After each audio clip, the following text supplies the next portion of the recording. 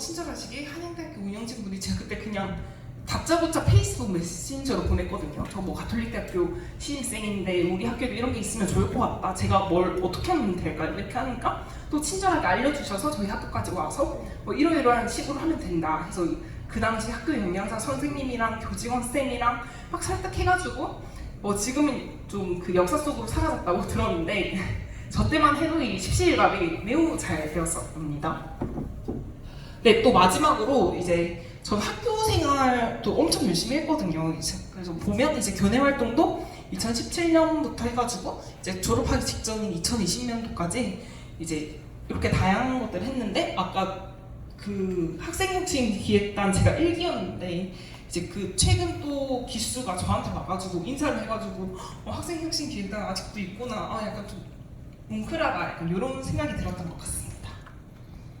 네, 그래서 저는 방금 아까 전만 해도 약간 나는 어떤 사람일까? 나는 무엇을 좋아하는 사람일까? 되게 고민을 많이 했다고 했잖아요. 근데 저는 아까 방금 보여드렸던 PPT에 있었던 활동들을 하면서 저는 좀 공익을 위해서 일을 할 때 너무 행복하다는 거를 알게 되었습니다.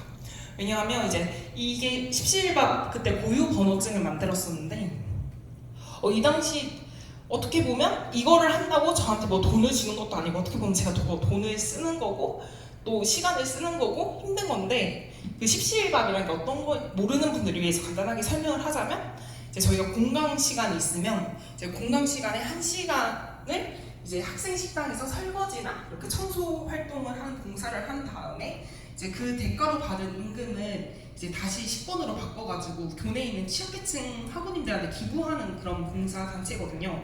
그래서 저 같은 경우는 요 활동을 하면서 너무 감동받았던 적이 많았어요. 아까도 그 교직원 선생님께서 와서 저한테 인사를 해주셨는데 그 교직원 쌤 중에 한 분은 이제 학교 교직원인데 이제 점심시간이 12시부터 1시까지 있잖아요. 근데 그 자기 점심을 안 먹고 와서 봉사하시는 분들도 계셨고 또 보시다시피 이때 식당 여사님이 막 설거지 해주시는 여사님이 생신이셔가지고 제가 뭐라도 해줄 수 없을까 생각을 하다가 당시가 시험 기간이었는데 제가 그때 막 친구들이나 막 단톡에 저희 식당 여사님 생신인데 혹시 롤링페이퍼 써서 드리려고 하는데 어떻게 했냐 이렇게 했는데 진짜 그때 한 6시간만 이렇게 빼곡하게 다들 시험 기간인데 이제 와가지고 이렇게 또 막 써주시는 거예요. 그러면서 이게 너무 마음이 따뜻해가지고 나는 나중에 어떤 일을 할지는 모르겠지만 이렇게 공익을 위해서 좀 사람들한테 좋은 일을 할 수 있는 직업을 가져야겠다 이렇게 다짐을 했습니다. 네, 그러다가 이제 제가 그러면 제가 이전에 은행이랑 증권사에서도 인턴을 했었는데 그러다가 이제 국회에 저는 비서관이라는 직업이 있는 줄 몰랐어요. 그냥 국회의원 말고는 솔직히 딱 떠오르는 직업이 없잖아요. 근데 이제 국회의원 밑에 9명의 보좌 직원을 줄 수 있다고 해가지고 이제 저도 이것도 지인을 통해서 들어가지고 이제 그 의원실 채용이라고 네이버에 검색을 하면 엄청 되게 많이 뜨거든요. 거기에 이제 의원실마다 그 이력서 양식에 맞춰가지고 이제 지원을 했는데 제가 한 7번은 떨어졌어요. 근데 이제 그 계속 이제 될 때까지 넣어야겠다 이제 생각을 하다가 이제 한 7번째 지원을 했는데 이제 합격을 해가지고 이제 전 첫 사회생활을 국회에서 비서관으로 일을 하게 되었습니다.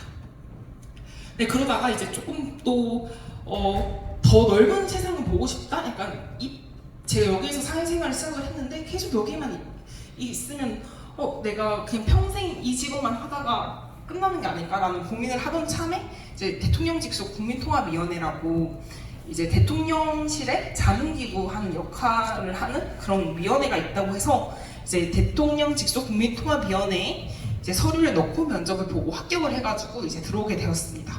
근데 저는 항상 약간 저희 모토가 어디를 가서든지 무슨 일이든지 정말 열심히 하자라는 생각이 들어서 처음에 들어갔을 때는 제가 신입이어가지고 제가 복사하는 것부터 시키셨거든요. 뭐 복사하는 것부터 해서 회계부터 진짜 그냥 뭐 하나를 주면 사소한 거 하나하나 그냥 최선을 다해서 정말 했었던 것 같아요.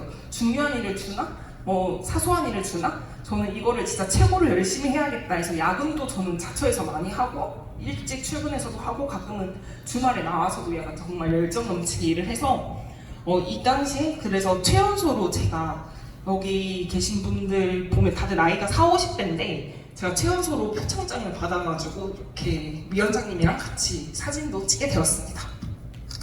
네, 그렇게 있다가 이제 제가 이제 사회생활 한지 3년 차인데 어떻게 보면 또 프로 이직러처럼 보일 수 있는데 이제 지금은 금융위원회 청년보좌역으로 이직을 해서 제가 아까 여기 있었던 직장이 이제 어떻게 보면 정책 같은 것들을 각 부처에 전달하는 역할인데 그냥 이런 좋은 정책이 있으니까 이거를 제안하는 것보다 내가 직접 이 정책을 실행을 하고 싶다라는 생각이 들어서 그럼 내가 직접 정부 부처에 들어가자 생각이 들어가지고 이제 청년보좌역 채용 공고가 이제 공지가 떠가지고 이제 지원하게 돼서 딱 한 명 모집하는데 제가 운 좋게 합격하게 되었습니다. 그래서 지금은 보면 이렇게 유튜브도 뭐 찍고 뭐 다양한 정책 같은 것들도 이제 만들고 간담회도 참여를 하고 있는데요. 지금은 제일 중점적으로 하고 있는 거는 청년도약대자랑 햇살론 뉴스라서 혹시 요거 관련해가지고 정책 제안하고 있으면 저한테 말씀해 주시면 제가 또 반영할 수 있으니까 언제든지 편하게 연락 주세요. 네, 그리고 그 다음으로는 이제 제가 도전이라는 키워드로 여러분들께 말씀을 드리고 싶은데요. 저 같은 경우는 약간 좀 도전하는 거를 뭐 무서워하기보다는 좀 경우가 많았었던 것 같아요. 그러니까 이게 또 MBTI에 따라서 다를 수 있는데 저는 ESFJ여가지고 막 새로운 사람 만나는 것도 너무 재밌고 새로운 환경에 저를 던져놓는 게 너무 재밌더라고요.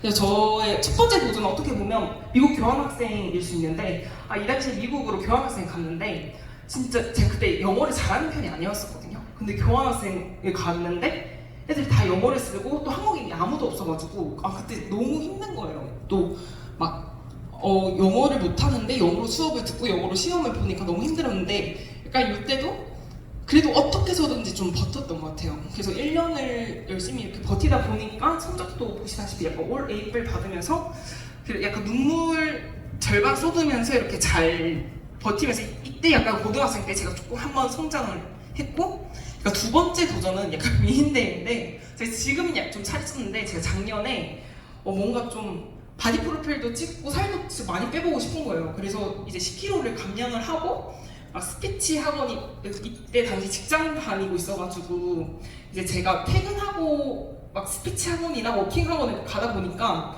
밤 7시, 밤 8시 이런 거예요. 그럼 이제 밤 10시, 11시까지 이렇게 학원 다니면서 하다가 보니까 이제 미스 경남이랑 미스 그랜드 코리아랑 미스 인터컨티넨탈을 나가면서 저때 10kg도 감량하고 이제 입선도 했었던 기억이 나는데 그러니까 요때 조금 그래도 자신감이 많이 생겼던 것 같아요. 약간 좀 나를 약간 좀 운동하면서 나를 사랑하는 방법도 많이 배우고 또 대중 앞에 서는 이런 자신감도 생기고 그랬었던 것 같습니다.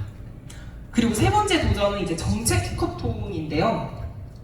이것도 제가 작년에 그 국민통합위원회 다니면서 준비를 하다 보니까 제가 그 나는 국대다나 막 가끔 정당에서 그런 공모전 같은 것들을 주최를 하는데 제가 그때도 막 일을 하고 퇴근하는 길에 이것저것 보다가 이런 정책 해커톤 공모전이 있다고 해서 이제 저 같은 경우는 정책 제안하고 정책에 관심이 많아가지고 그럼 한번 그냥 가볍게 나가볼까? 하고 이렇게 썼는데 이게 된 거예요. 그래가지고 1차를 통과를 해가지고 또 그때 2차 때도 이때가 근데 진짜 힘들었었던 것 같아요. 제가 그 본업을 하면서 이런 공모전을 준비를 하다 보니까 이때 약간 해커톤처럼 이게 붙으면 10일 만에 내가 제안했던 정책을 PPT로 만들어서 생중계로 방송을 하는 거였었거든요.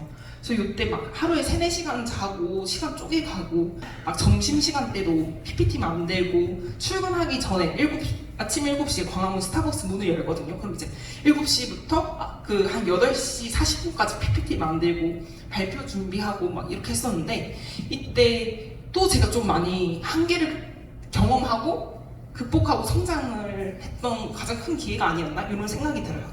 그래서 그때 약간 운 좋게 이제 제가 그 대상을 받아가지고 이제 청년 부의장이 돼서 막 뉴스에도 나오고 그때부터 이제 정책위원회에 합류해서 막 정책들을 제안하는 역할을 했었거든요.